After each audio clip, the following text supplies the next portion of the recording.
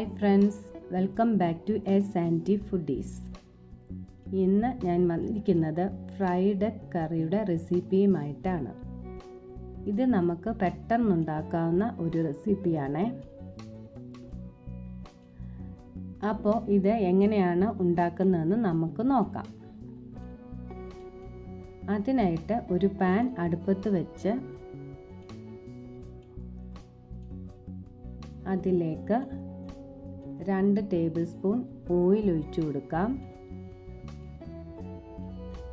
Oil ചൂടാകുമ്പോൾ ഇതിലേക്ക് 1 teaspoon കുരുമുളക്,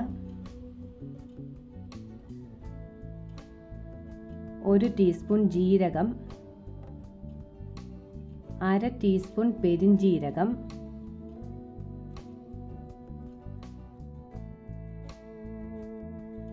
1/2 ടീസ്പൂൺ മുഴുവൻ മല്ലി,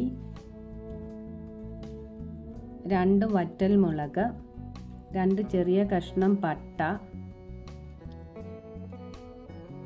6 വെളുത്തുള്ളി, 1 ചെറിയ കഷ്ണം ഇഞ്ചി ഇവയിട്ട് ഒന്ന് വഴറ്റി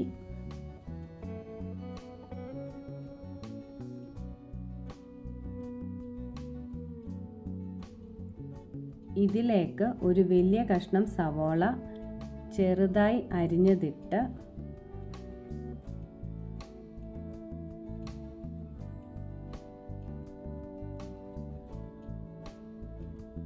ഉപ്പും ചേർത്ത് വഴറ്റി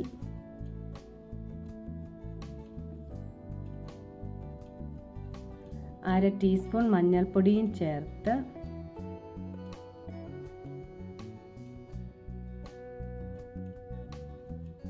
ഒരു തക്കാളി അരിഞ്ഞതും ഇട്ട് വഴറ്റി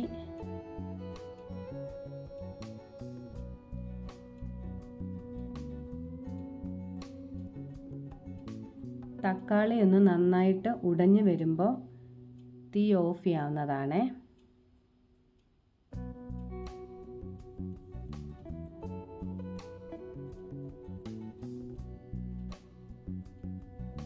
എന്നിട്ട് ഇത് തണുത്ത് കഴിയുമ്പോൾ നമുക്ക് അരച്ചെടുക്കണേ. ഇനി നമുക്ക് മുട്ട ഓരോന്നായിട്ട് ഫ്രൈ ചെയ്തെടുക്കണേ. അതിനായിട്ട് ഒരു പാൻ അടുപ്പത്ത് വെച്ച് എണ്ണ പുരട്ടി മുട്ട ഓരോന്നായിട്ട് പൊട്ടിച്ചൊഴിച്ച് ഫ്രൈ ചെയ്ത് എടുക്കുന്നുണ്ട്.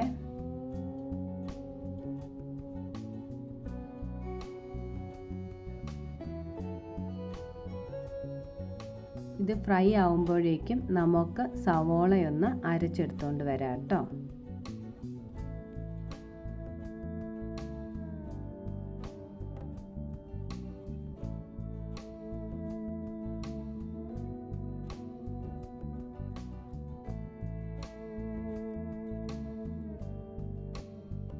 നല്ല പേസ്റ്റ് പോലെ സവോള അരച്ചെടുത്തുകൊണ്ട് വന്നിട്ടുണ്ട്.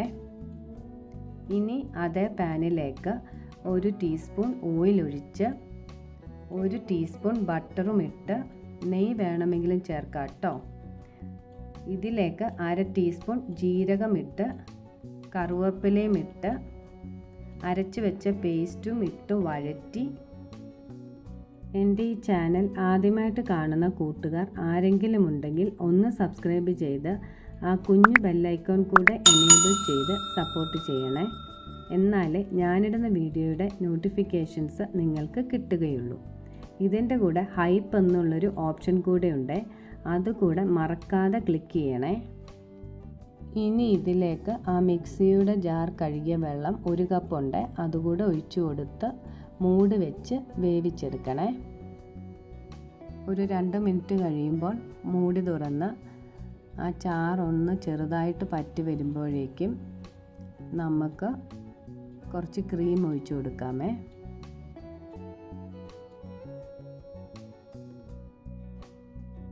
ഇനി ഇതിലേക്ക് ഉണ്ടാക്കി വെച്ച ഫ്രൈഡ് എഗ്ഗ് ഓരോന്നായിട്ട് ഇട്ട് കൊടുത്ത്